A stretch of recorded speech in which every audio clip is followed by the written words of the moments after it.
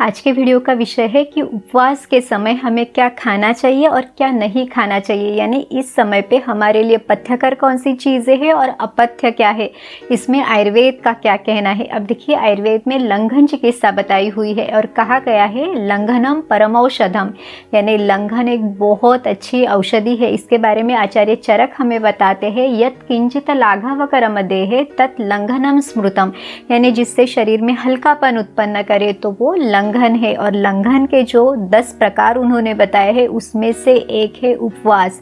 अब देखिए, उपवास को धार्मिक महत्व तो है ही, लेकिन इसके साथ ये उपवास करने से हमारी जो पचन संस्था है, जो डाइजेस्टिव सिस्टम है, तो इसको एक तरह की रेस्ट मिलती है। तो जो भी फूड अपचित है उसको पचाने के लिए इसे समय मिलता है, शरीर को नेचुरली डिटॉक्स होने के लिए मदद मिलती है।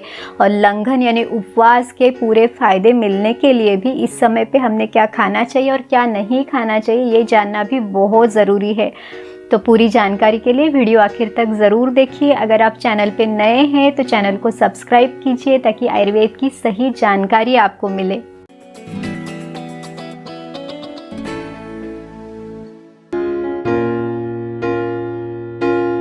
नमस्कार, मैं हूँ डॉक्टर रूपाली जैन और आयुर्वेद फॉर एवरीवन में आपका स्वागत है। तो चलिए सबसे पहले ये देखते हैं कि उपवास के समय आप आपके खान पान में कौन कौन सी चीज़ें रख सकते हैं। सबसे पहली और सबसे महत्वपूर्ण चीज़ है वो है गर्म पानी।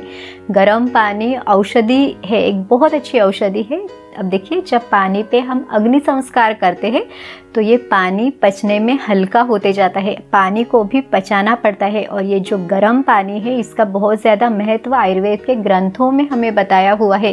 ये जो गर्म पानी है ये आपके जठराग्नि को प्रज्वलित करने वाला है, आम दोष का पचन करने वाला है। यानी अगर आपके सिस्टम में कुछ अपचित है, जो पचा नहीं है, अनडाइजेस्टेड है, तो इसको पचाने के लिए ये गर्म पानी मदद करता है। तो इस तरह से ये औषधि है और इसे आप और ज़्यादा औषधि भी बना सकते हैं। जैसे आपने इसमें थोड़ी सी सौंठ का पाउडर डाला या फिर आपने इसमें एक आध लौंग डाल ली तो इसके औषधि गुण और ज़्यादा बढ़ते हैं। अब हमें ये भी पता है कि जो सौंठ है वो भी अग्नि को बढ़ाती है, आम का पचन करती है। उपवास के समय जब आप बहुत देर तक जब खाली पेट रहते हैं तो कभी कभी ये पित्त दोष भी शरीर में बढ़ता है, तो ये जो सौंठ है उस पित्त को कम करने के लिए भी हमें मदद करती है। तो इस समय पे आप सौंठ का चूर्ण लगभग पाव चम्मच और उसमें आधी चम्मच आप मिश्री का पाउडर मिला के भी ले सकते हैं। उपवास के समय जो दूसरी सबसे अच्छी चीज़ है वो है घी। तो घी कौन सा? तो गाय का घी, वो भी देसी गाय का जो शुद्ध घी है वो आपने इस्तेमाल करना है। अब ये घी भी अग्नि को बढ़ाता है लेकिन पित्त को कम करता है, क्योंकि उपवास में तो नेचुरली पित्त दोष बढ़ा रहता है, तो उसको भी ये कम करता है। तो जो भी चीज़ आप खाने के लिए बनाए उसको आप घी का छोंका दे सकते हैं या ऊपर से भी आप गाय का घी उसमें ज़रूर ले। तीसरी चीज़ जो आप उपवास के समय ले सकते हैं वो है जो दूध है, यानी जो गाय का दूध है। तो गर्म दूध आपने लेना है, ठंडा दूध आपने नहीं इस्तेमाल करना है, फ्रिज से निकाला हुआ जो है वो नहीं इस्तेमाल करना है। तो गर्म दूध यहाँ पे इस्तेमाल करना है। आयुर्वेद में इसे जीवनीय शक्ति देने वाला, बल को बढ़ाने वाला, उस समय पे जो थोड़ी थकान होती है उसको कम करने वाला, ऐसा इसे बताया है। तो आप उस समय गाय का दूध भी ज़रूर ले सकते हैं। उपवास के समय आप फल भी आपके खाने में रख सकते हैं। फल भी पचने में बहुत हल्के हैं।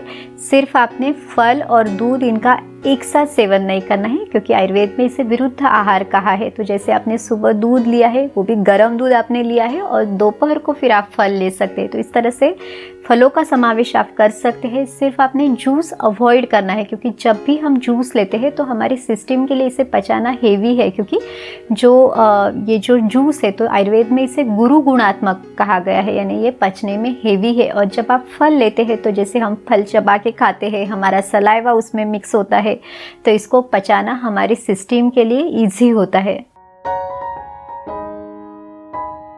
उपवास के समय आप छाछ भी ले सकते हैं, जो घर पे बना हुआ फ्रेश ऐसा छाछ है जो बहुत ज़्यादा खट्टा नहीं है, उस तरह का आप ले सकते हैं। उसमें भी थोड़ा सा जीरा डाल के या फिर थोड़ा सा सौंठ का पाउडर डाल के भी आप इसे ले सकते हैं। मिश्री भी आप डाल सकते हैं, मिश्री भी पित्त को कम करती है, तो इस तरह का छाछ आप ले सकते हैं। या फिर जो भी भुनी हुई चीज़ें हैं, जैसे कि राजगिरा है तो राजगिरे से बनी लाही है या राजगिरे का लड्डू है, या फिर कोई भी भुनी चीज़ है जो आपको उपवास के समय चल सकती है, इसे आप आपके खाने में समावेश इसका कर सकते हैं। अब देखते हैं कि उपवास के समय कौन कौन सी चीज़ें हमने खाने में नहीं रखनी है, यानी कौन सी चीज़ें अवॉइड करनी है या कौन सी चीज़ें हमारे लिए अपथ्य है। तो सबसे मेन जो है कि फ्राइड चीज़ें, जो भी तली हुई चीज़ें हैं तो वो अवॉइड करनी है, क्योंकि उपवास के समय आमतौर पर तली हुई चीज़ें प्रिफर की जाती है, तो इनको नहीं लेना है। दूसरा जो है कि जो भी बाज़ार से मंगाई हुई या फिर स्वीट मार्ट से लाई हुई जो मिठाइयाँ है, खोए से बनी चीज़ें हैं या नमकीन है, तो उनको भी अवॉइड करना है। तीसरा सबसे इम्पॉर्टेंट है वो है साबूदाना। आमतौर पर साबूदाने से बनी हुई जो खिचड़ी है वो खाई जाती है, तो साबूदाना हमारे सिस्टम के लिए बहुत हेवी है, तो ये उपवास के समय हमने नहीं लेना है। और स्पेशली जब ये साबूदाना बनाया जाता है तो इसमें भी आलू है या जो मूंगफली है तो वो भी डाले जाते हैं, तो इससे ये और ज़्यादा हेवी बनता है, तो इसको भी अवॉइड करना है। जो ठंडा दूध है या फिर फ्रिज में रखी हुई कोई भी चीज़ है उनको भी अवॉइड करना है। यहाँ तक कि उपवास के समय दही भी अवॉइड करना है, क्योंकि आयुर्वेद में दही के जो गुण बताए हैं तो इसमें से अभिसंधि बताया है, ये पचने में हेवी है, तो दही को हमने अवॉइड करना है। इस तरह से थोड़ी सी बातों का हमने ध्यान रखना है। वाग्भट ऋषि कहते हैं कि विधि पूर्वक किए गए उपवास से जो शरीर में बढ़े हुए दोष है तो वो क्षीण हो जाते हैं।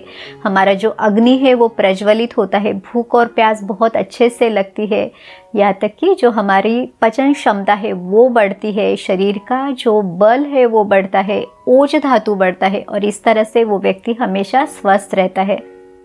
आप भी उपवास करते समय आयुर्वेद के बताए हुए इस पथ्य और अपथ्य का ध्यान ज़रूर रखें। और अगर आपको ये आज का वीडियो अच्छा लगा तो लाइक, शेयर और सब्सक्राइब कीजिए।